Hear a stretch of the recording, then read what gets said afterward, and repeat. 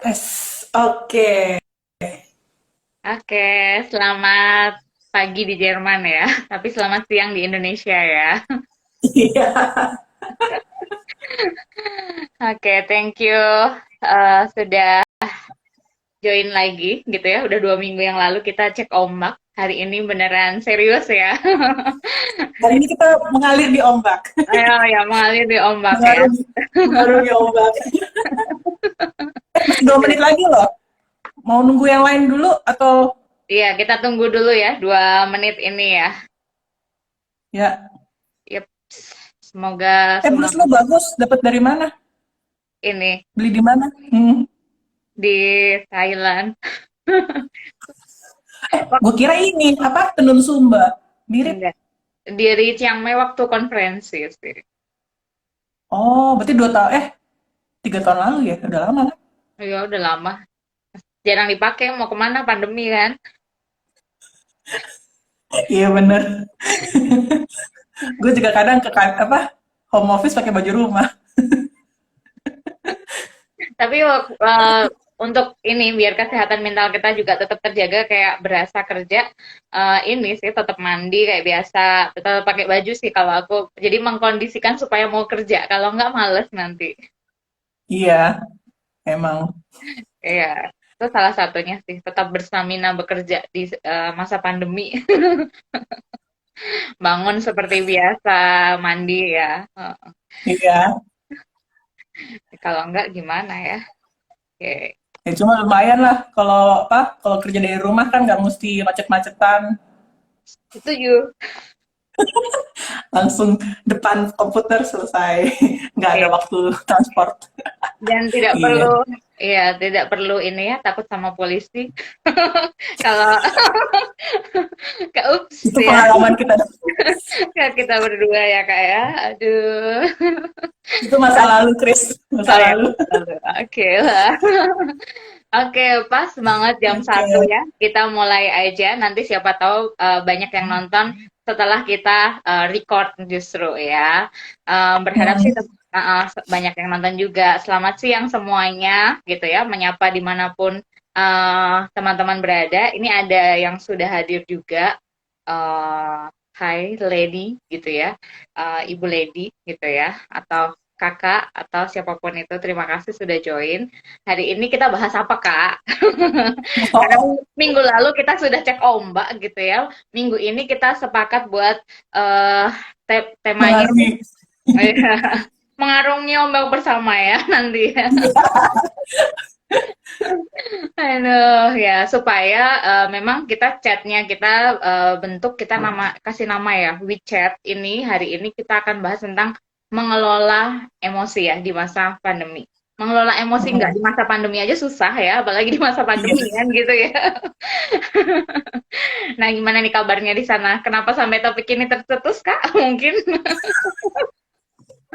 Kabar di sini dari 2 minggu yang lalu lockdown makin apa lebih ketat sih. Jadi sekolah nggak apa cuma terbuka buat yang kelas akhir aja, yang cuma yang kelas atas doang. Kelas atas maksudnya kelas yang mau ujian akhir. Tapi Hmm, kelas-kelas yang masih kecil gitu disuruh sekolah dari rumah. Dan wow. itu kan stres kan buat nggak cuma buat anaknya, tapi juga buat orang tuanya. Plus gurunya. Karena gurunya kan juga mesti ekstra kan. Apalagi kalau gurunya punya anak juga, Kak. Itu tambah stres Betul lagi. sekali. Itu di Jerman baru kayak gitu ya, Kak, berarti ya? Enggak, jadi itu kan tergantung sama angka infeksi yang baru kan. Dan itu kan Hmm. kadang naik, kadang turun. Nah, 2 minggu lalu tuh dingin. Jadi trennya kalau misalnya dingin itu pasti naik angka infeksinya. Kalau udah mulai apa hangat gitu ya, karena kan ini kan udah mulai masuk ke musim panas, turun lagi. Oh, Tuh. oke. Jadi kalau pas winter ya pasti naik ya angka ininya ya. Iya, Oh, oke, oke. gitu. Ya, Kak bisa dengar suaraku?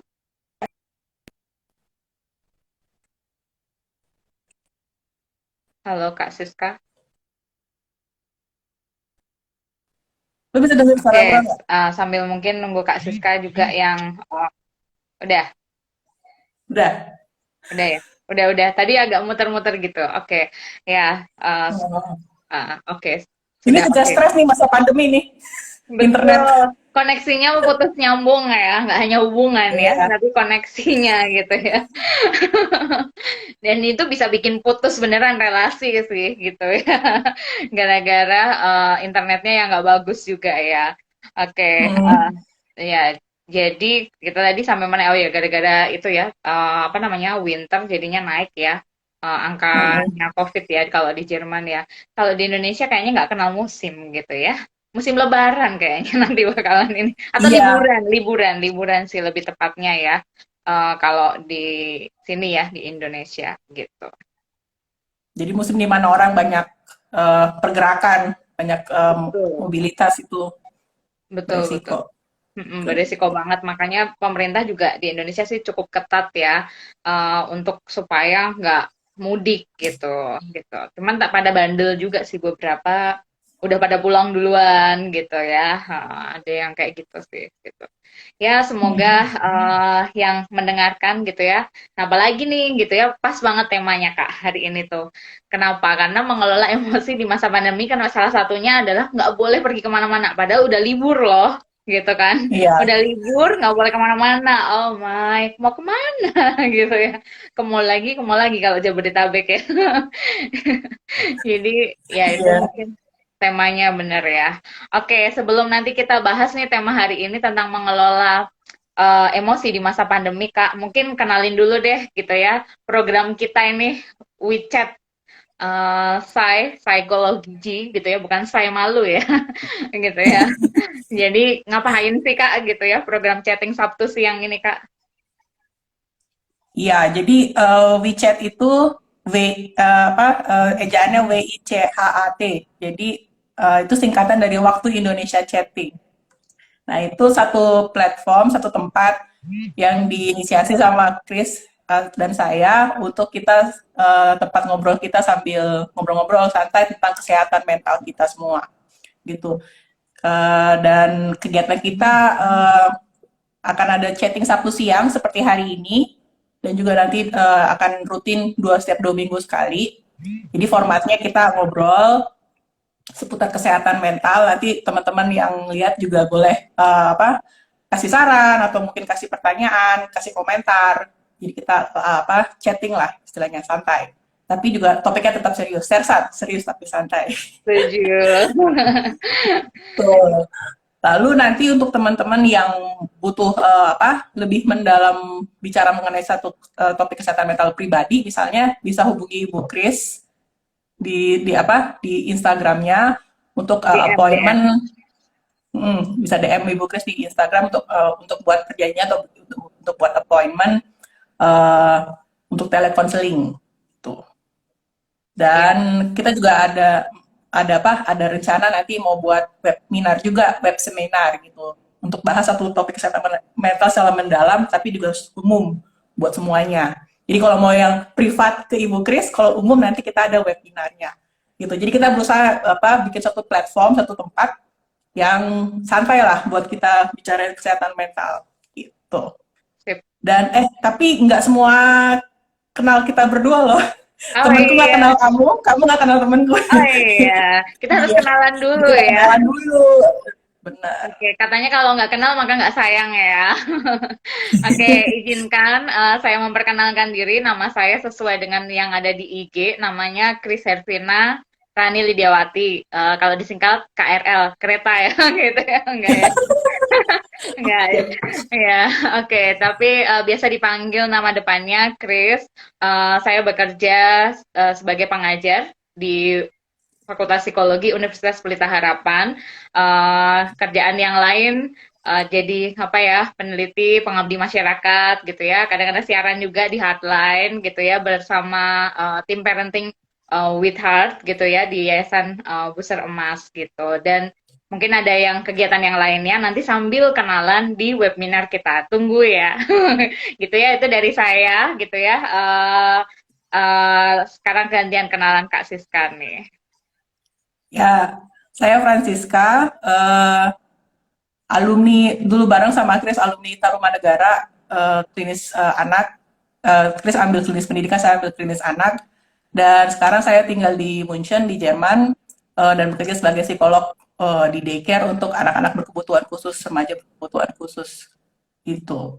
Dan ya itu kegiatan saya sekarang, dan kepikiran sekarang untuk buat untuk buat WeChat ini, buat tempat tadi ya, buat kita bahas mengenai kesehatan mental, karena nggak di Jerman nggak di Indonesia yang namanya kesehatan mental itu masih kurang inilah, kurang kurang kurang enak untuk diomongin secara publik. Padahal itu sebenarnya penting, karena ya kalau misalnya kita kalau kita stres atau misalnya kesehatan kita terganggu, kita juga nggak bisa produktif, kurang produktif dalam kerja sehari-hari gitu, juga dalam Betul, relasi sehari-hari gitu. Jadi kita mau bikin tempat nih untuk kita santai ngobrol, tapi juga itu tetap bermanfaat. tetap bermanfaat buat kesehatan mental kita Iya. gitu.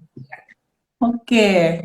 Setuju. Jadi karena kesehatan fisik ada kaitannya dengan kesehatan mental pun juga ada kaitannya dengan kesehatan fisik juga gitu. Apalagi kan yang Hmm. dipertaruhkan di masa pandemi ini adalah imun ya gitu ya. Jadi pasti ada efeknya banget kalau kondisinya kita kesehatan mentalnya terganggu juga ngefek loh gitu ya di kesehatan fisik kita gitu dan sebaliknya dan banyak yang cerita-cerita orang-orang yang sudah survive ya, dari penyakit COVID-19 ini salah satunya adalah menjaga kesehatan mentalnya supaya tetap baik gitu ya, tetap positive thinking dan seterusnya. Setuju banget sih gitu ya, kita harus jaga kesehatan mental dan perlu diomongin dan it's okay gitu ya, karena memang stigmanya Hmm. ternyata kaget juga ya, nggak hanya di Indonesia loh, pikirannya cuma di Indonesia, tapi di Jerman pun juga masih stigmanya cukup negatif juga ya Kak. Orang kan malu kalau misalnya, kok gue hari ini nggak bisa kerja ya, kok gue nggak bisa nggak bisa setangguh teman-teman gue ya. Atau misalnya ada orang yang bilang, ah lu gitu doang kok, cengeng sih, oh kok gitu doang kok, stres sih. Padahal itu kan beda-beda ya tiap orang gitu. Dan kadang kita jadi malu, ada yang salah ya sama gue, ada yang salah ya sama saya. Padahal kan itu kan satu hal yang kompleks gitu. Dan makanya kita ngomongin secara santai di sini. Iya, Gitu. santai gitu ya. Santai tapi tetap dapat manfaatnya loh ya, teman-teman gitu ya. Amin. Ya, oke deh gitu ya. Mungkin ada yang mau bertanya, kenalan lebih lanjut nanti boleh juga gitu ya. Nanti juga bisa juga hubungi entah lewat DM ini untuk Instagram atau juga boleh ya kali ya lewat email juga gitu ya. Kalau mau lebih formal boleh juga gitu. Oke, terima kasih buat teman-teman yang udah join. Saya say hi semuanya gitu ya. Uh, Tadi kita udah kenalan, jadi kalau kita di dalam chat santai ini kita manggilnya nama depannya semua ya gitu ya. Kecuali Kak Siska, nama apa Kak? Itu middle ya, nggak tahu. Oke, ya. Oke. Kita bahas kali ya Kak, berarti ke topik kita hari ini ya Kak ya tentang mengelola emosi. Tapi kan kita harus tahu dulu yang dikelola ini gitu ya. Sebelum mengelola kita harus kenalan dulu dong gitu ya. Apa sih emosi? Karena gimana mau ngelola kalau nggak kenal kan gitu ya. Gitu. Jadi Hmm. emosi itu apa sih gitu, karena kalau di Indonesia apalagi gitu, gue emosi nih emosi gitu, kayaknya emosi sama dengan marah, padahal nggak kayak gitu loh. Emosi itu ada macem-macem dan semua emosi itu baik, mau senang, sedih, marah, betul ya gitu. Kalau nonton Inside Out pasti udah tahu sih emosi itu ada berapa macam ya nggak Kak? Ada, iya kan, kalau nonton filmnya Ya. anak-anak gitu pasti sudah tahu gitu. Nah mungkin juga ada mau ditambahin nggak, emosi itu apa sih sebenarnya? Apakah cuman perasaan doang? Ya, emosi bisa secara lepas gitu ya didefinisi sebagai perasaan, dan itu sifatnya nggak lama, jadi short term, jadi cepat gitu, Ya. dan nggak berlangsung secara lama. Dan itu biasanya emosi itu dari bahasa Latin, artinya itu perasaan itu ditujukan ke sesuatu, dan itu tergantung sama konteksnya, jadi nggak di semua tempat, nggak di semua kondisi, dan itu terfokus pada satu kegiatan, pada satu satu sumber lah, kayak gitu. Dan yang benar yang Chris bilang tadi, yang namanya emosi itu nggak cuma marah, nggak cuma satu hal yang meletup-letup atau yang ekstrim gitu, tapi emosi itu hal yang kita rasakan sehari-hari gitu. Dan ya namanya emosi, kadang orang mikir, oh emosi itu ada yang negatif, ada yang positif. Kalau emosi positif itu berarti bahagia. Dan jadi kalau misalnya orang bahagia, ya pasti tuh orang emosi yang baik. Sebenarnya belum tentu juga gitu. Kan semua emosi Kalau harusnya misalnya dirasakan ya Kak ya. mhm. Kalau misalnya orang marah, itu satu emosi yang negatif, nggak boleh marah. Kalau nangis, kalau misalnya bukan nangis, kalau sedih, itu emosi yang negatif, nggak boleh sedih. Nggak juga gitu. Karena kita juga mesti lurus ini. Ini ada mitos nih, gue mau bacain beberapa mitos. Mitos pertama, untuk punya hidup yang lebih baik, kita harus menghilangkan perasaan negatif. Nggak bisa dong ya. Gue kemarin kan mikir-mikir ini ya, perasaan negatif itu mesti dihilangkan untuk punya hidup yang lebih baik. Terus gue kepikiran ini, kenal almarhum Glenn Fredly kan, waktu dulu beliau putus sama pacarnya yang berbeda agama, Bikin itu lagu, bikin lagu. bikin lagu, dan itu buat uang, penghasilan, Produktif banget ya. produktif gitu. Iya, Bener, jadi emosi negatif ya patah hati, sedih, kecewa, bisa juga loh menghasilkan sesuatu, dan bisa juga loh bantu orang lain yang juga merasakan hal yang sama, bahwa betul. gue nggak sendirian ya, yang namanya kalau misalnya patah hati ngerasain seperti ini, gue nggak sendirian, ada juga orang seperti itu, dan itu disuarakan oleh almarhum Glenn Fredly di lagunya dia kan, lagunya beliau gitu. Lagu Jadi ya. Jadi salah satunya adalah penyaluran. Jadi emosi negatif itu nggak apa-apa gitu ya. Ini mempertegas aja ya bahwa itu perlu untuk dirasakan juga ya. Sedih gitu ya, kecewa mungkin gitu ya. Jadi kalau mungkin di masa pandemi ini apalagi sih setuju banget loh Kak gitu ya. Banyak kan yang kehilangan orang-orang dikasih, dan apalagi di masa pandemi ini tuh banyak banget yang kehilangan nggak bisa nemuin kan. Kalau memang COVID kan memang nggak boleh ngeliat bahkan gitu ya. Jadi itu pasti dukanya cukup mendalam, dan mungkin hari-hari ini juga Indonesia juga lagi berduka juga kan, ada pesawat kapal selam yang juga hilang, dan itu juga dukanya cukup mendalam juga pasti, karena nggak sempat ada perpisahan yang gimana kan gitu ya. Jadi tentu itu perlu untuk juga diterima juga, memang kalau kehilangan gitu ya pasti sedih sih, dan perlu untuk dirasakan, dan it's okay gitu ya. Cuman mungkin istilahnya ekspresinya kali ya, tadi salah satunya bisa loh justru dengan dirasakan, kita menyadari apa yang dirasakan, kita bisa ekspresikan dengan hal yang baik, malah bisa produktif gitu ya. Jadi ya udah rilis gitu rasanya gitu ya, dukanya udah hilang, dapat duit ya tadi gitu ya, bisa bikin lagu. Mantap lah ya. ya, jadi ya itu mitos pertama gitu ya. Jadi untuk punya hidup yang baik, nggak mesti selalu happy, nggak mesti selalu semangat, nggak mesti selalu termotivasi. Kita juga perlu emosi yang katanya negatif seperti marah, sedih, kecewa, untuk tahu, oh ternyata ini penting ya buat saya. Oh ternyata ini berarti ya buat saya, dan itu jadi apa? Jadi satu hal yang kita pahami tentang diri kita sendiri gitu. Terus mitos kedua nih, kita Apa tuh? harus mampu mengontrol apa yang kita rasakan dan apa yang kita pikirkan. Hmm. Setuju nggak tuh, Chris? Kita harus bisa mengontrol apa yang kita rasakan dan apa yang kita pikirkan. Belajar untuk mengontrol boleh sih, tapi kalau kita mengontrol semuanya kayaknya ini banget ya.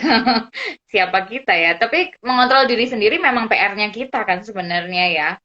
Cuman kan Hmm. kadang kalau misalnya apa ya, tadi kayak misalnya contoh yang sederhana ya, internet mati aja gitu ya. Itu kan mau kontrol gimana, tetap seneng gitu, internetnya mati nggak bisa kerja gitu. Ya itu agak sulit, tapi yang bisa dikontrol responnya kali ya. Kalau yang dirasakan ya wajar sih ngerasa sedih, kesel, kecewa gitu sih, kalau ya, kalau yang aku nangkep ya Kak, maksudnya mitosnya itu ya. Bener nggak gitu? Hmm. Iya, jadi kita memang mesti terima apa yang kita rasain. Dan jadi masalah di sini adalah kata kontrol. Kita nggak bisa kontrol secara 100%, tapi kita bisa kelola gitu. Betul. Sama seperti uang misalnya. Iya. Ada orang yang punya gaji 100 juta per bulan, nggak 100 juta rupiah ya, per bulan itu nggak cukup. Tapi ada juga loh orang-orang yang upahnya di bawah UMR, gajinya di bawah UMR, tapi tetap Masih bisa. bisa happy sama keluarganya, masih bisa nyumbang bahkan, Mm-mm. masih bisa kasih amal ke orang-orang gitu ya. Dan itu yang jadi trik kayak gitu, mengelola. Kita punya resources, punya apa sumber daya waktu, kita punya teman-teman, kita punya pekerjaan, kita punya kesehatan, punya otak buat berpikir gitu ya, semuanya punya. Tapi gimana cara kita mengelolanya itu yang jadi seninya gitu. Dan itu juga yang jadi seninya dalam mengelola emosi. Oke, gua marah, misalnya saya marah, atau misalnya saya kesel, tapi gimana cara saya mengelola rasa perasaan kesel saya itu untuk mengarahkannya ke satu hal yang lebih produktif gitu, bukan mengarahkannya ke diri saya sendiri untuk jadinya destruktif atau ke orang lain jadi destruktif, tapi gimana cara saya untuk mengelolanya supaya jadi lebih produktif. Itu Oke, jadi seninya. jadi mungkin berarti ada beda ya Kak, kata mengontrol sama mengelola kali ya. Ya, Eh, gitu. kalau mengontrol berarti cenderung gimana ya kalau mengontrol tuh? Mengontrol, kita kan nggak bisa kontrol 100% apa yang datang ke kita gitu. Berarti Contohnya like hari ini kan lagi weekend ya. Kita nggak tahu nih Senin depan kejadian apa yang datang. Atau misalnya pas kita pergi, kalau misalnya kita kerja dari rumah, kita nggak bisa ngontrol internetnya gimana nanti. Lancar apa enggak. Ini juga gue deg-degan nih. Jangan sampai nanti internet kita gimana gitu ya. iya Kita nggak hilang bisa ya. ngontrol. Betul. Kita nggak bisa ngontrol. Dan mungkin nanti, misalnya nih, internet hilang nih. Terus, aduh, nanti gue sendiri nih ngomong ngoceh sendiri. Kan deg-degan kan ya. Iya, Ada cemas kan ya.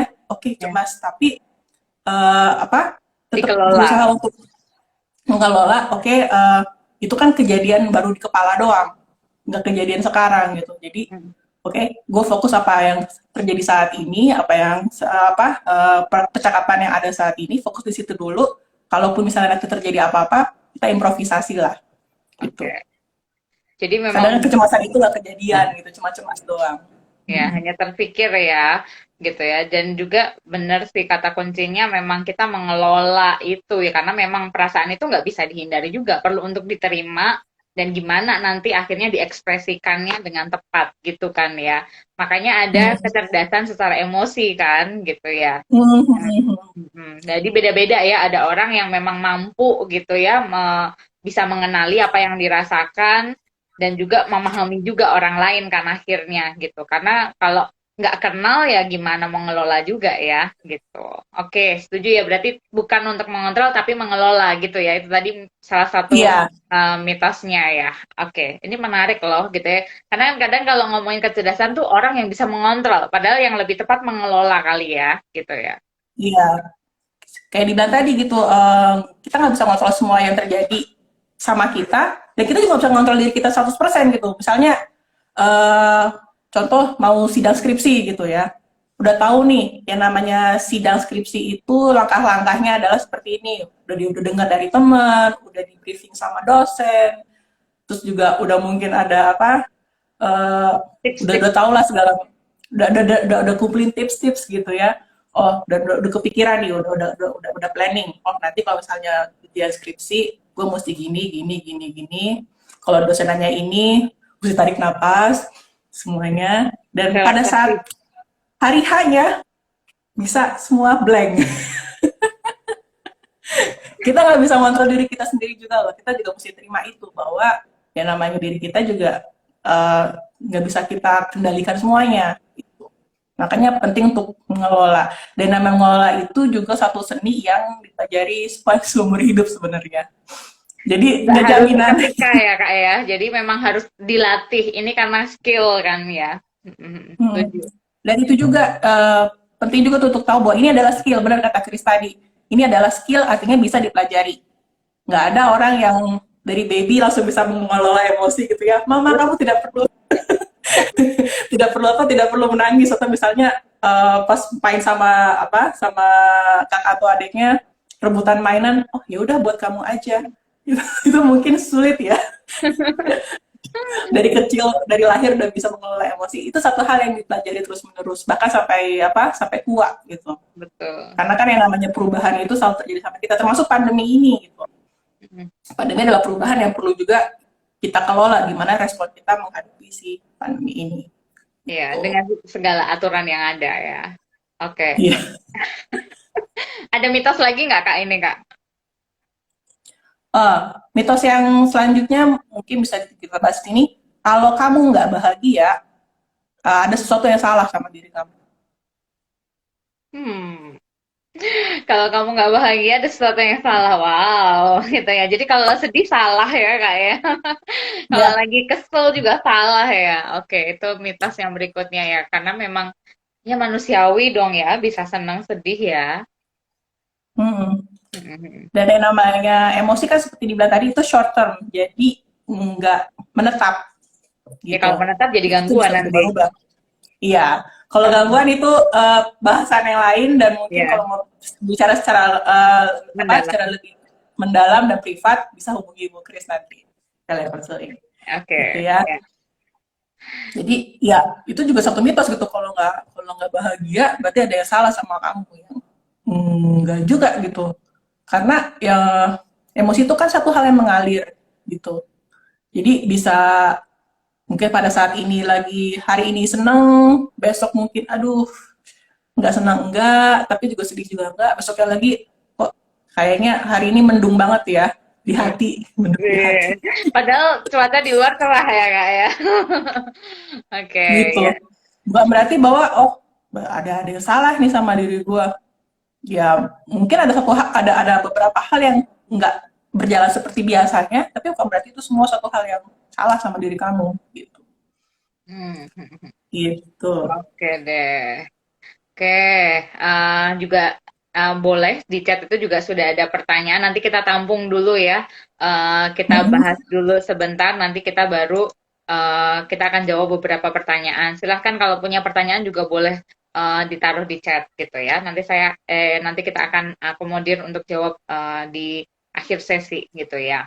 Nah, kalau ini tadi udah bahas mitos-mitos nih Kak ya. Jadi bahwa it's okay gitu ya namanya apa ya merasakan emosi itu juga nggak apa-apa gitu ya dan juga nggak harus kita bisa kontrol 100%, tapi kita perlu mengelolanya dan juga it's okay juga gitu ngerasain nggak harus happy terus gitu ya kalau misalnya happy terus apa namanya malaikat kali ya udah di surga ya bahagia soalnya ya kan nggak ada duka lara kan bener nggak sih gitu ya jadi selama masih di dunia it's okay juga ngerasain sedih kesel marah gitu ya memang itu manusiawi gitu jadi kalau ada quote gitu ya harus happy terus kayaknya malah jadi dipertanyakan ya bukan manusia gitu ya masih hidup kan masih berjuang ya nggak sih kak ya nah gimana tuh kalau tadi kan ada mitosnya gitu ya jadi kita baru bahas mitos nih kak gitu ya.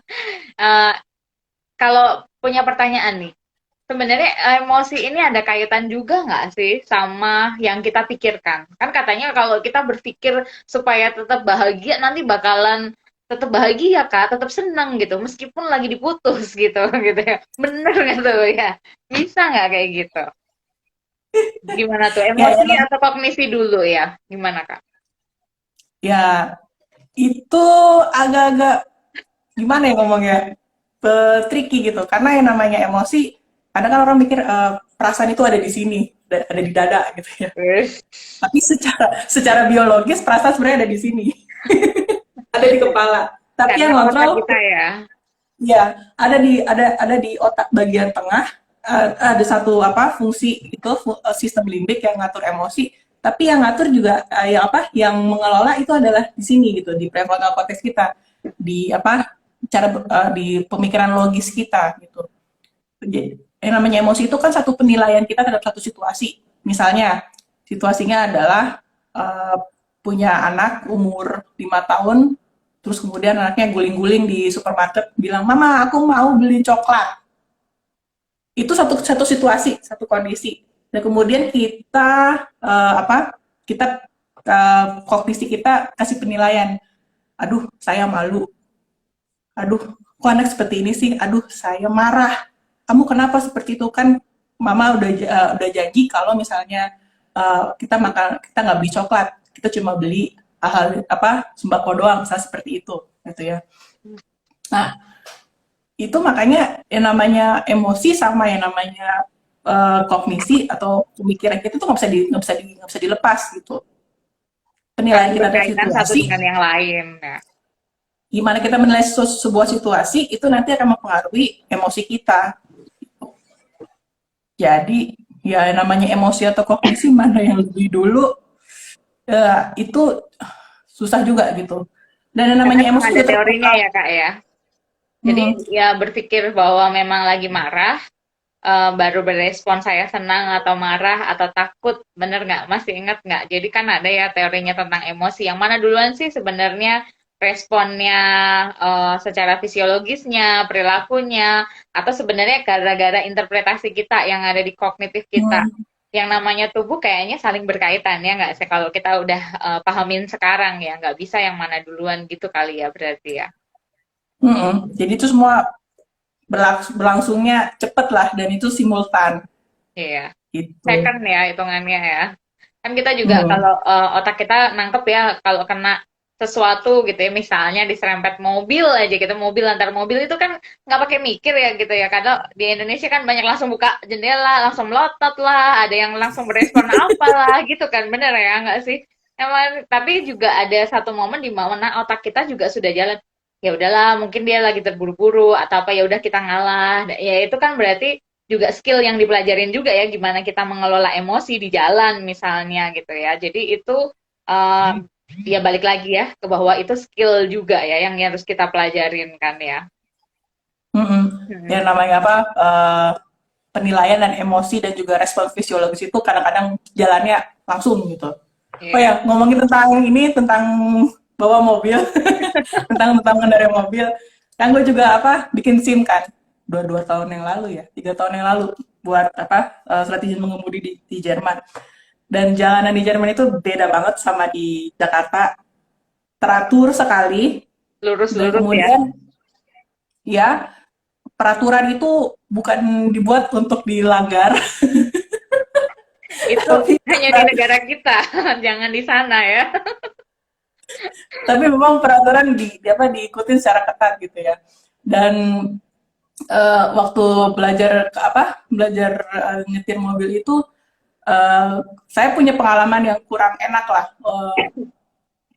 di Jakarta menyetir itu stres buat saya di Jakarta, stres banget, dan Ya. saya orangnya cenderung sensibel dan apa sensitif gitu. Jadi kalau misalnya bawa mobil tuh, aduh cemasnya tuh tinggi gitu. Dan itu kebawa sampai di Jerman gitu. Pada saat di Jerman belajar mobil pertama kali, aduh cemas nih, aduh nanti bakalan gimana nih, takut nanti gimana ada orang lewat atau gimana. Tapi kenyataannya tuh bisa apa beda loh. Konteksnya berbeda. Di Jakarta cemas banget, di sini nggak cemas. Wow. Karena memang tadi apa peraturannya tuh ketat banget dan orang ngikutin gitu gitu. Karena mereka Dan patuh-patuh berarti gitu ya Kak ya. ya mereka patuh, dan apa trainer atau instruktur nyetirnya juga kenal apa, jadi peka gitu sama perasaan saya gitu. Ya, pada saat apa tegang gitu kan, orang kan bisa ngeliat kalau tegang ini apa bahunya tegang, Tegang. terus kemudian pegang setirnya gimana gitu ya, dan ke depan Kaku. liatnya kaku gitu.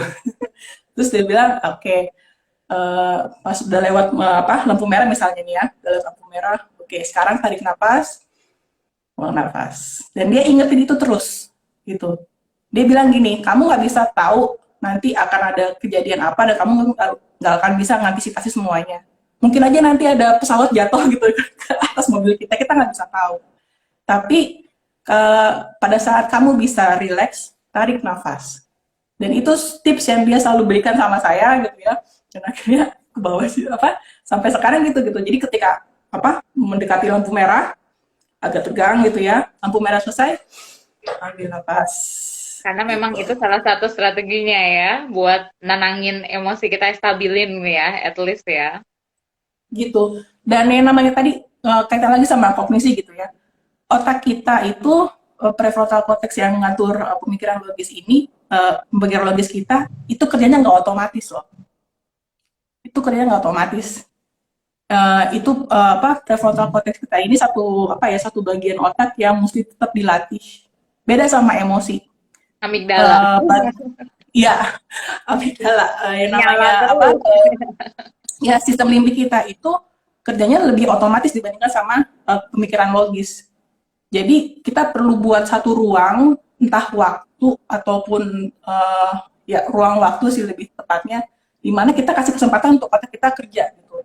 Dan itu bisa kita lakukan lewat tarik napas, napas gitu ya. Oke, kondisinya seperti ini nih. Apa yang harus saya lakukan? Gitu. Jadi kasih waktu untuk otak kita berpikir, stop gitu ya. Stop and think. Iya.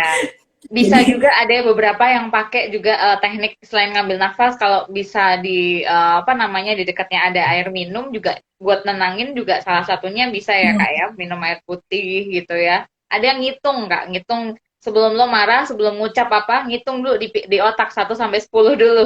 Masih marah juga hitung lo 1 sampai 100 katanya. Kan pada intinya itu supaya supaya tenang dulu gitu ya, calm down dulu gitu ya.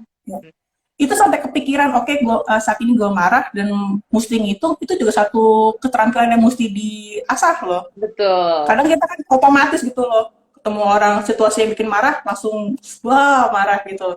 Harusnya kan kita kasih waktu gitu buat otak kita berpikir dulu, menilai ini satu hal yang perlu saya ungkapkan lewat apa, lewat teriakan atau pelototan, atau satu hal yang bisa saya omongin dengan tenang, misalnya seperti Iya. itu. Nunggu dulu jeda supaya nggak menyesal di kemudian hari, apalagi kalau marah-marahnya di jejak digital gitu ya, itu ngeri banget. Betul kan ya? Gitu ya. Jadi perlu berpikir ulang gitu ya. Ingat, jejak digital tidak akan terhapuskan dengan mudah ya kan? Ya, Iya, oke. benar. Nice, itu berarti udah salah satu ya tekniknya ya. Jadi dilatih gitu ya, bener bahwa otak kita memang perlu untuk diajarin gitu ya. Bukti ya secara biologis aja kayak gitu ya. Oke, Mm-mm. Dan nice. apa ya, kita juga perlu perlu ingat gitu bahwa otak kita ini diprogram untuk mengenali bahaya. Hmm, Kayak misalnya gini lah, bayangin gitu ya, saya pegang kertas putih, misalnya seperti ini. Terus kemudian apa yang kamu lihat? benang ruwet Kak. Benang ruwet. Yang dilihat pertama adalah benang ruwet, bukan bidang putih yang ada di belakang benang ruwet ini. Jadi Ya. itulah otak kita gitu. Otak kita kenalin langsung apa yang berbeda, apa yang salah, apa yang aneh, apa Apa yang yang unik? bahaya, apa yang unik gitu. Makanya ketika misalnya apa, itu juga pengalaman saya di Jerman gitu ya. Waktu pertama kali suami datang ke Jakarta, ke Indonesia, kan orang-orang lihat, wih, wah, beda nih sama orang biasa gitu. Warna kulitnya beda. Terus kemudian saya berpikir, oh, berarti nanti kalau misalnya saya ke Jerman gitu juga kali ya. Terus kemudian datanglah ke Jerman pertama kali, cuek aja tuh orang, karena memang banyak gitu. Udah banyak orang yang kulitnya apa, berbeda gitu ya, biasa aja gitu. Beda mungkin sama kondisinya di Jakarta yang mungkin yang namanya orang yang dengan warna kulit yang berbeda tuh jarang gitu.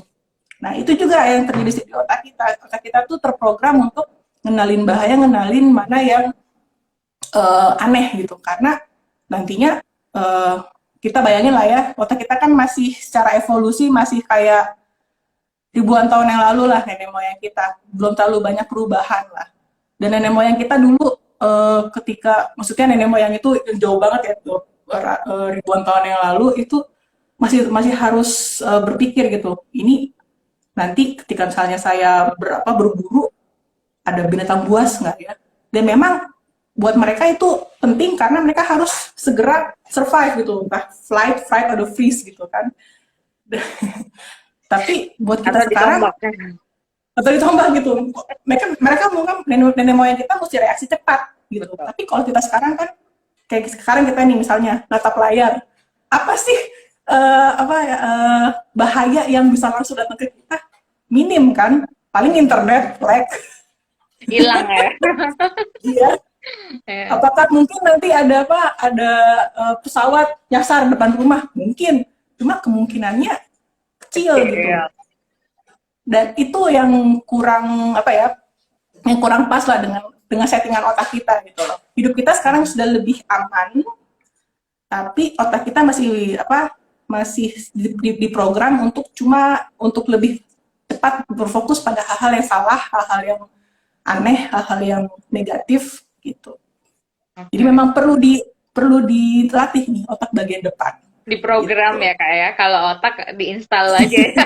Jadi ada diinstal aplikasi supaya antivirus kan gitu ya, ibaratnya gitu ya nggak sih, kita perlu juga di refresh, dikasih ilmu supaya gimana caranya untuk ada nih berarti strateginya buat mengelola, atau mungkin bahasanya kita strateginya regulasi emosi, betul nggak? Nah, jadi kan nggak bisa serta-merta kan terlahir tadi kayak Kak Siska gitu ya bilang lahir langsung cool gitu ya, bisa oke, it's okay gitu ya, nggak apa-apa ya, nggak mungkin juga gitu ya. Makanya perlu dilatih gitu ya strategi regulasi emosinya tuh. Nah, strategi regulasi emosinya gimana nih Kak?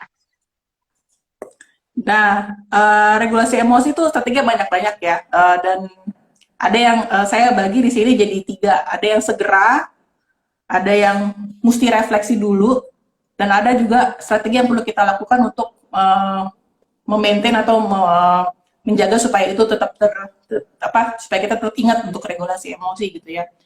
Strategi regulasi emosi yang segera misalnya.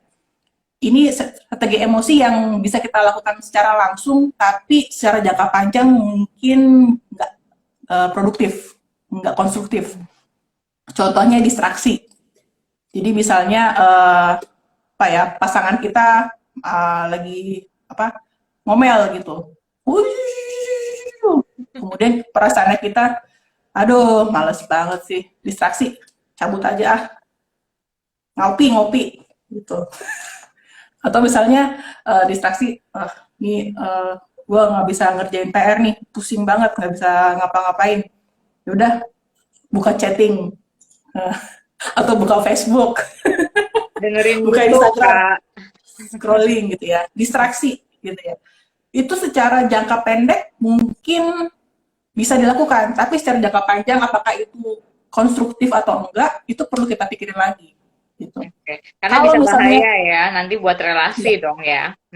iya, kalau misalnya tiap kali ketemu PR yang susah dan kemudian daripada bikin PR bikin TikTok, itu kan mungkin secara jangka panjang oke, secara jangka pendek oke gitu ya. Oke lah satu dua kali dilakukan nggak apa-apa, tapi secara jangka panjang ya itu juga perlu perlu dipikirin gitu. Atau misalnya pasrah gitu. Pasangan ngomel, cerewet, ya udahlah dengerin aja dia mau ngomong apa gitu. Perasaan kita jadinya ditekan Oh, gitu. oke. Menekan, pasrah, ya terserah lu lah. Atau misalnya apa, eh, kecewa gitu ya sama satu hal, terus kemudian eh, nggak bisa bilang apa yang dirasain, akhirnya ya udahlah, ya udahlah, ya udahlah sekarang itu mungkin ya eh, bisa dilakuin nih sih, dan bisa diterima sama orang lain. Cuma mungkin Solusi secara jangka panjang, sementara ya. iya secara jangka panjang, kalau misalnya pasangan saya terus-terusan ngomel, saya nggak berani ngomong apa yang saya rasakan, apakah itu konstruktif? Itu pertanyaannya. Dan Bisa itu makan membawa hati kita ke nanti ya. makan hati. Kalau kurang darah makan hati. Apalagi pasangan hidup ya, seumur ya, apa namanya, Benar. selama-lamanya gitu ya. Jadi makanya harus dipilah-pilah juga ya responnya ya. Oke, ini yang pertama gitu kan ya. Mm-mm. Kalau apa secara strategi emosi yang segera nih. Kalau strategi emosi yang kedua, kita refleksi gitu ya. Refleksi apa yang secara secara sadar apa yang kita eh, pikirkan ketika kondisi itu terjadi, ketika situasi itu terjadi. Misalnya anak kita usia 7 tahun makan belepotan gitu ya. Oke, kemudian kita refleksi, ketika saya lihat anak saya makan belepotan, apa yang saya rasakan gitu ya. Oh, saya rasa kesel gitu. Kenapa kesel? Ya, karena saya mesti bersihin nanti itu semua belepotannya. Lama Terus saya lagi juga makannya. ngerasa lama lagi makannya gitu ya. Dan saya juga ngerasa apa kesel. Saya marah juga nih sama anak saya kan udah diajarin gitu ya namanya makan itu pakai sendok garpu dan mesti apa ya pas gitu ke mulut. Kok dia nggak bisa sih? Apa yang salah sama saya? Gitu. Jadi kita itu nggak apa-apa untuk kita pikirin pertama kali gitu ya. Dan jangan judge diri kita gitu ya. Misalnya ketika pikir kan udah saya ajarin gitu ya. Berarti saya orang tua yang gagal ya. Langsung apa ya? Langsung ekstrim gitu pikirannya. Hmm. Jangan seperti itu. Kita terima dulu apa yang kita rasain gitu. Dan Jadi ini kemudian namanya sadarin ya, gitu ya, aware juga ya apa yang dirasakan ya. dan itu normal, itu nggak apa-apa. Katakan sama diri sendiri bahwa itu nggak apa-apa kalau saya kecewa, kalau saya marah. Dan kecewa marah ini juga perlu untuk kita ngomongin sama diri kita. Kita perlu kasih label buat emosi kita. Saya Betul. merasa marah, saya merasa kecewa, saya merasa galau, saya merasa cemas, saya merasa semangat, saya merasa bahagia, saya merasa penuh pengharapan, misalnya seperti itu. Oke. Itu penting buat kita tahu dan kita bilang dari diri sendiri bahwa ini saya lagi ngasihin emosi ini gitu. By the way, Nah, sekalian ini juga ini kan bahasa lainnya self awareness ya, kesadaran diri bahwa apa yang kita rasakan itu adalah salah satu juga bagian dari kecerdasan emosi. Betul kan ya, Kak ya? Iya. Heeh. Jadi it's okay gitu ya. Jadi ketika bisa bilang itu berarti salah satu loh Anda tanda cerdas gitu. Justru kalau menghindari itu ya sebaliknya ya gitu ya. Heeh. Jadi kalau udah bisa merasakan itu tuh salah satu loh bagian sudah melatih skill kita supaya kita punya kecerdasan secara emosi. Good. Mm-mm, mm-mm. jadi yang namanya self awareness itu mesti di tengah-tengah. Kadang-kadang kita ada di apa di sumbu yang apa ekstrim satu sisi gitu ya. Perasaan ditekan, nggak mau ngomong, nggak mau mengekspresikan, nggak mau mikir, gue nggak mau mikirin hal itulah, bodo amat gitu. Mm-mm. Satu apa itu satu apa satu sumbu gitu ya, satu ekstrim. Ekstrim yang lain, wah diomongin lah semuanya, ekspresi ngomong ke semua orang, ngomong ke semua media, chatting apa bikin status, kemudian bikin TikTok marah-marah, lalalala. Nah, itu Disebarin yang lagi. perlu ya. Apakah memang emosi kita separah itu? Apakah ya memang intensitasnya separah itu? Atau sebenarnya iya nggak terlalu parah sih. Makanya perlu ada yang namanya self awareness itu di tengah-tengah. Jangan ditekan, jangan juga diumbar-umbar. Gitu. Mhm. Nah, itu. Jadi Sulit tadi juga kan ya. kita self awareness dulu, lalu kasih label sama emosi kita, dan kemudian kita klarifikasi ke nilai-nilai pribadi kita. Kalau saya marah, saya kan lagi marah nih sama anak saya tadi yang makan belepotan. Apakah itu sesuai sama nilai-nilai saya? Saya mau jadi orang tua yang mendidik. Oke, kalau saya marah sama anak saya dan kemudian saya ekspresi marah saya dengan melotot atau kemudian ngomel gitu ya, kata-kata, apakah itu sesuai sama value saya atau sama nilai saya sebagai orang tua yang saya ingin jadi orang tua yang mendidik? Kayaknya enggak ya. Oke, saya marah tapi dengan melotot dan juga ngomel-ngomel itu kayak kurang cocok. Nah, apa yang bisa cocok ya? Uh, jadi langkah selanjutnya setelah kita klarifikasi sama nilai-nilai kita mikir nih, gimana cara kita mengekspresikan emosi kita, emosinya tetap bisa tersampaikan sama lawan bicara kita, sama lawan apa, sama anak kita, tapi itu konstruktif gitu. Ya. Mungkin dengan pemilihan kata, mama, mama tahu kamu suka sama makanan itu, tapi mama juga kurang suka kalau misalnya kamu makannya belepotan, karena nanti apa mungkin nggak kepikiran gue sekarang mungkin Bikin nanti susah kotor gitu ya. bikin kotor gitu. Atau Yuk nanti kita bersih sama-sama misalnya seperti itu mm, gitu. mm, Jadi kita setelah kita kasih setelah kita refresh sama diri kita itu sesuai nggak sih sama sama nilai saya, coba pikirkan kata-kata atau perilaku, respon perilaku yang tepat untuk sesuai sama emosi kita juga, tapi juga sama value kita juga gitu. Dan supaya juga jangan menyesal di kemudian hari, bener nggak sih Kak? Iya, Dengan iya, kita berefleksi, apa yang kita katakan, apa yang kita lakukan, itu bisa dipertanggungjawabkan lah, at least gitu ya, reflektif itu kan, gitu ya, membantu sesuai nggak sih, gitu ya, sebenarnya emosinya apa, nanti responnya kita terlalu berlebihan kah, gitu ya, atau gimana gitu kan ya, jadinya nyeselnya memang belakang, nyesel tuh emang belakang sih, penyesalan di belakang gitu, kalau di depan pendaftaran soalnya. pendaftaran. Oke lah. Oke nih, udah ada strateginya yang dicek ya, segera apa ya reflektif dan kemudian ini nih yang ketiga nih Kak, apa nih? Yang ketiga kita Maintenance. mesti maintaining gitu. Seperti dibilang kita udah ngomongin dari awal tadi, yang namanya mengelola emosi itu skill, keterampilan, bisa dipelajari, tapi butuh waktu dan butuh pengulangan terus menerus di berbagai situasi, di berbagai dengan berbagai orang juga gitu ya. Dan itu yang perlu kita maintaining lah. Dan itu Butuh kesabaran. butuh butuh kesabaran, butuh pengulangan dan juga perlu terus menerus dilakukan gitu. Dan itu maintainingnya ya kita mesti tetap jaga kesehatan kita secara fisik gitu. Karena yang namanya emosi itu kan tadi kita udah kita bilang bahwa itu satu hal yang cepat dan itu akan lebih cepat kalau kita lagi nggak fit gitu. Makanya ada satu quote gitu, satu perkataan, jangan percaya apa yang pikiranmu katakan kalau kamu lagi halt, HALT, H apa? Hungry, lagi lapar. Lagi lapar itu bisa Bisa membuat kalap emosi kalau negatif belanja, makanya makan dulu gitu kan. gitu. Jangan percaya apa yang pikiranmu bilang kalau kamu lagi halt, H-nya adalah hungry.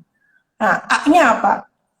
A-nya kalau kamu lagi angry, lagi marah gitu. Oke. Kalau misalnya lagi marah kita kan langsung mikir ke paling parahnya gitu. Dan kemudian L-nya apa? Jadi tadi mungkin Hungry, untuk lebih angry. gampangnya HALT. Saya tulis di sini kali ya. Jadi H-nya itu hungry, A-nya angry, L-nya itu lonely, lagi Wow. kesepian. Bukan sendiri ya, Ya. lagi kesepian. Beda sendiri sama kesepian itu bisa kita bahas di Sendiri, iya. selanjutnya. Nanti ya next ya. Sendiri bukan berarti kesepian loh, gitu. Tidak selalu ya. Lone, not alone gitu ya. Beda Lonely. ya. Iya. Kalau lagi ngerasa kesepian, aduh, jangan dipercaya deh apa yang kita pikirin gitu. Karena kita mikirnya terlalu yang negatif gitu, satu ekstrim. Dan T yang terakhir adalah kalau kita lagi tired, lagi capek gitu. Jadi memang yang namanya menjaga keseimbangan mental dan keseimbangan fisik itu penting gitu. Mhm. Jadi Dan nggak ya, boleh ya waktu lapar gitu ya, hungry gitu ya, waktu lagi marah gitu ya, nggak boleh juga lagi kesepian karena bisa mikir aneh-aneh gitu ya. Banyak juga yang akhirnya mengakhiri kan hidupnya gitu karena lagi kesepian itu ya. Jadi hati-hati dengan itu sama lagi capek ya. Wah, lagi capek hmm, single bacok gitu ya. Ada juga gitu ya. Dulu kalau lagi-lagi ini ya, tumpukan skripsi masih ingat itu ya, bacaan, aduh, ada banyak koreksian, waduh, ya, jangan deket-deket sama kita ya. Oke, oke, nice gitu ya. Jadi perlu buat eh, ngecek ya kondisi kita juga ya, ya, penting ya. kondisi fisik kita juga Hmm. kalau misalnya kondisi fisik kita lagi nggak oke ya sadari juga bahwa oke mungkin di saat ini saya untuk kemampuan regulasi emosinya masih kurang oke lah untuk saat ini gitu. Nanti kalau misalnya saya udah makan, saya udah seger lagi, saya bisa mikir lagi. Gitu. Tapi sama juga ada ekstrimnya, Kak. Bukan hanya marah sih. Aku pernah dengar juga bahwa dalam jangan mengambil keputusan ketika kamu terlalu, entah terlalu Iya, bahagia, terlalu. terlalu sedih, terlalu kecewa, jangan gitu ya. Tunggu dulu sampai kamu udah turun gitu ya derajatnya, jangan sampai terlalu. Kalau kondisinya terlalu, bahkan terlalu senang pun juga bisa menyesal gitu. Lagi happy banget, Hmm, habis gajian beli semua, wah kalap. euforia gitu ya. Habis itu nangis ya gitu ya, uang jangan-jangan uang jajan 1 bulan udah habis dalam 1 hari gitu ya. Itu perlu juga buat mungkin para perempuan atau juga semuanya sih, laki-laki juga bisa gitu ya. Kalau sedang terlalu terlalu entah terlalu bahagia atau terlalu sedih, jangan mengambil keputusan. Salah satunya itu sih gitu ya, karena bisa efeknya bahaya banget gitu. Oke. Gitu. Nah, Oh, kita kita punya waktu kurang dari 10 menit iya, nih. heeh. Nah, ini kita Jadi, ternyata banyak ya yang dibahas ya. Oke, ada kesimpulan dulu Kak, Kak. oke, jadi kesimpulan emosi itu sifatnya cepat dan tergantung sama situasi, sama kondisi, sama konteks gitu ya. Dan itu sangat-sangat terkait erat sama sama kesehatan fisik, tapi juga sama kognisi kita gitu ya. Yang namanya emosi itu perlu kita pikir secara logis dengan otak depan kita, tapi perlu waktu. Otak kita itu perlu waktu untuk memproses. Jadi berikanlah otak kita waktu untuk bisa regulasi apa yang kita rasakan gitu ya. Dan tadi strategi regulasi emosi secara umum ada yang segera, bisa dilakukan secara langsung, dan juga ada strategi yang uh, reflektif, jadi kita perlu pikirkan lebih lanjut, dan juga kita perlu melakukan usaha-usaha untuk memaintain atau terus menerus melatih keterampilan regulasi emosi ini gitu. Oke. Oke. Thank you Kak, kesimpulan yang luar biasa ya. Jadi ini salah satu PR gitu ya, beberapa hal mungkin kan poinnya kadang kalau kebanyakan overwhelm nih gitu ya, semua orang gitu ya. Yang jelas yang namanya mengelola itu jadi PR sepanjang umur gitu kan ya. Dan kita perlu latih sama-sama gitu. Bahkan kita berdua pun juga belajar terus gitu ya. Tenang aja, bukan berarti kita kalau udah ngomong ini terus kita udah ahli. Wait gitu ya, masih manusia. Udah psikolog, udah ahli gitu ya. Enggak juga gitu ya. Psikolog juga masih bisa loh gitu ya, yang namanya marah, sedih dan seterusnya itu dirasakan wajar gitu, dan kita masih tetap belajar. Dan ini ada pertanyaan gitu ya, salah satunya tadi semoga sudah terjawab juga sebenarnya ya. Bagaimana orang tua mengontrol emosi pada anak? Apalagi di saat pandemi. Tadi kita soalnya singgung gitu ya. Gimana tuh caranya? Apalagi kan orang tua di rumah lagi kerja gitu ya, kali ya, apalagi anaknya juga sekolah gitu ya. Apalagi kalau yang profesinya guru tadi yang kita bahas ya. Gimana kontrolnya? Aduh, saya mau ngajar anak orang, anak saya nggak ada yang ngajar, gimana nih gitu ya. Gimana tuh Kak? Ya, yang pertama kita nggak bisa kontrol. Emosi anak kita adalah emosinya dia, gitu Yep. ya. Yang dia rasakan adalah tanggung jawabnya dia, walaupun dia masih kecil gitu ya. Itu adalah haknya dia untuk merasakan emosi itu. Itu adalah tanggung jawabnya dia untuk nantinya belajar untuk regulasi, dan juga dia juga harus belajar tanggung jawab sama responsnya dia ketika merasakan emosi itu gitu ya. Jadi kita nggak bisa ngontrol. Yang bisa kita lakukan adalah kita menyediakan situasi, atau kita menyediakan tempat di mana dia bisa belajar untuk regulasi emosinya itu. Misalnya anaknya tantrum gitu ya, anaknya Marah, nangis, marah, nangis, nggak mau gugup. belajar, nggak mau lagi belajar online dan nggak mau belajar. Aku nggak mau, aku pusing, aku nggak mau, aku main Aku aja, aku lelah. nggak mau belajar, aku lelah gitu. Dan pertanyaan sekarang, kita punya nggak sumber daya untuk mengatasi, untuk kasih tempat buat anak kita merasakan emosi itu gitu. Buat break Oke, dulu. break dulu misalnya, kasih kasih waktu untuk dia eh, keluarkan emosinya gitu ya, belajar untuk mengeluarkan emosinya dia gitu. Terus kemudian kita punya sumber daya partner nggak, misalnya teman, bukan teman, tapi suami misalnya, atau misalnya keluarga, ada yang bisa bantu dulu nggak untuk temenin anak kita gitu. Kalau misalnya kita juga apa lagi banyak kerjaan juga gitu ya, mesti meeting tapi anak nangis gitu. Pusing langsung mamanya ya. Gitu. Jadi oke. Dan juga anak juga punya ruang nggak untuk ruang secara fisik juga penting gitu ya untuk dia apa? Untuk dia tenang dulu lah sama emosinya dia. Oke, kamu sekarang lagi apa? Kamu nangis. Coba sekarang ke kamar dulu gitu ya. Tenangin diri kamu dulu atau keluar dulu, main dulu sama Rado sama Coco gitu. sama sama peliharaan gitu ya. Jadi distraksi dulu gitu. Dan kemudian setelah dia bisa tenangin diri, baru kemudian kita tanya, kamu kenapa hari ini apa nggak mau Belajar. nggak mau belajar gitu, apa yang kejadian sebelumnya, apakah kamu kurang tidur misalnya, apakah Kurang misalnya kamu makan, sakit lapar. perut lagi makan, atau misalnya apa sakit perut atau gimana Iya, gitu, karena jadi memang ngefek. perlu. Mm, gitu. Jadi yang namanya ngontrol emosi anak itu nggak bisa gitu ya. Kita nggak bisa ngontrol. Kontrol Yang bisa diri kita sendiri lakukan aja adalah susah ya kak ya. Jadi ya jadi kita nggak kasih gampang. ruang, Mm-mm. ya kita kasih ruang buat anak untuk mengekspresikan emosinya dan juga belajar untuk regulasi emosi seperti kita udah kasih tahu tadi gitu ya, apa langkah-langkahnya. Dan juga perlu diingat bahwa yang namanya anak itu otaknya masih berkembang. Yang namanya prefrontal cortex ini Belum. dia matangnya itu bahkan baru di usia 25 Belakangan. tahun. Iya. Paling belakangan. Yang namanya apa Amigdala berpikir duluan lagi logis. ya kak ya. Ya. Ya, perasaan kita itu diatur di otak kita ini oleh bagian yang lebih cepat mature-nya lebih cepat matangnya. Bagian otak depan ini umur 25 tahun baru bisa secara penuh untuk matang gitu.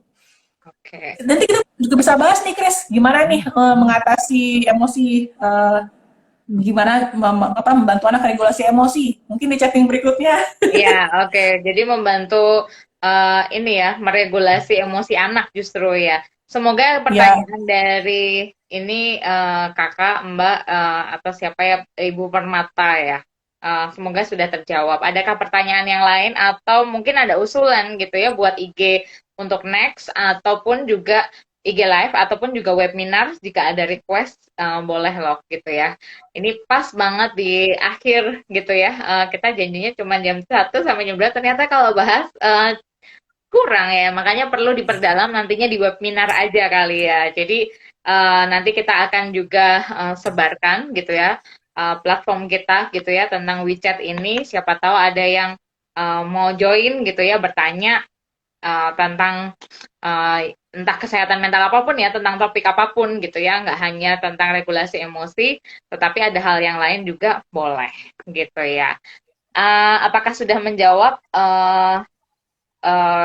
Ibu Permata atau Kakak Permata? Saya ini temannya Kak Siska kah gitu ya? itu itu kakakku, Oh, oke oke oke. Kak Kakaknya Kak Fitri. Siska. Oke, semoga sudah menjawab ya. Oke, ada kah usulan yang lain juga? Ada Oke. pertanyaan kah? Semoga sudah menjawab. Oke, Mungkin thank kalau misalnya teman-teman punya pertanyaan atau punya usul, bisa juga kan ini nanti IG live-nya ada di feed-nya Chris ya. Mm-mm, Bisa juga komentar di situ, mm-mm. bisa mention saya atau mention Chris atau kirim DM ke saya atau ke Chris untuk pertanyaan ataupun misalnya saran untuk chatting Sabtu depan, Sabtu 2 minggu lagi gitu ya. Chatting Sabtu Iya. siang selanjutnya kita ngomong apa nih? Gitu. Iya, betul. Sabtu siang enaknya ngomong apa habis makan siang kan sambil ini ya suara kita kayaknya menina bobok kan gitu ya jangan-jangan ya. Kalau di daerah ya di Indonesia kan jam 1 siang nggak habis makan siang lalu bobok siang gitu ya. Kalau di sana baru pagi ya Kak ya, masih Iya. pagi ya. Oke. Terima kasih katanya sudah menjawab dari kakaknya Kak Siska. Oke. Nanti jadi teman-teman, jadi yang lihat video ini boleh langsung DM ya Kak ya. Jadi kalau untuk mau usulan IG Live ataupun juga untuk webinar gitu ya, kita akan gunakan platform Zoom pastinya. Ditunggu gitu ya. Ini yang paling dekat nggak tahu nih kita mau webinarnya kapan gitu ya paling longgar. Pastinya setelah Lebaran sih gitu ya karena di sini kan break seasonnya gitu ya, saatnya ngumpul-ngumpul dengan keluarga gitu sih. Oke, adakah komen yang lainnya, pertanyaan yang lain? Ada tambahan lagi Kak yang mau diumumkan? Kayaknya enggak ya. Jadi seperti dibilang tadi bisa DM ataupun kasih komentar di IG Live di feed-nya Chris Arvina. Jadi untuk saran untuk chatting Sabtu yang selanjutnya dan juga kalau misalnya teman-teman butuh untuk bicara secara privat dan juga secara langsung pada masalah teman-teman pribadi gitu ya bisa telekonseling dengan Ibu Kris dan kalau misalnya ada juga saran untuk web seminar selanjutnya web seminar untuk bahas satu topik yang secara lebih mendalam bisa juga untuk kasih saran ke kita gitu ya. Oke, dan juga jangan lupa follow karena sudah ada kita buat IG-nya juga untuk WeChat. Jadi semoga nanti kita bisa juga live langsung lewat IG-nya resminya WeChat. Gitu ya. WeChat underscore PSY gitu ya atau psikologi sebenarnya. Oke, boleh dong webinarnya tentang anak katanya usulnya. Siap, gitu ya. Karena ahlinya Siap. ada, psikolog anaknya di sini soalnya Bu Siska gitu ya. Oke, itu aja kali ya Kak ya, gitu ya. Kita udah lewat juga Oke. 4 menit. Semoga materi hari ini berguna supaya kita melatih gitu ya keterampilan kita untuk mengelola emosi di masa pandemi ini. Stay safe Oke. semuanya gitu ya. Semoga Makasih teman-teman udah lihat, ya. udah join. Iya, thank you ya Bella, Bapak Budi, Abidin, Kak Permata, ataupun tadi teman-teman yang sudah juga nggak ada gitu ya, Kak Ruth dan teman-teman yang lainnya. Siapa tahu besok-besok juga boleh join juga dengan kita ya. Oke, sampai Oke. ketemu 2 minggu lagi, Kak. Ya, Bye, stay ya, safe. ya, ya. Take care.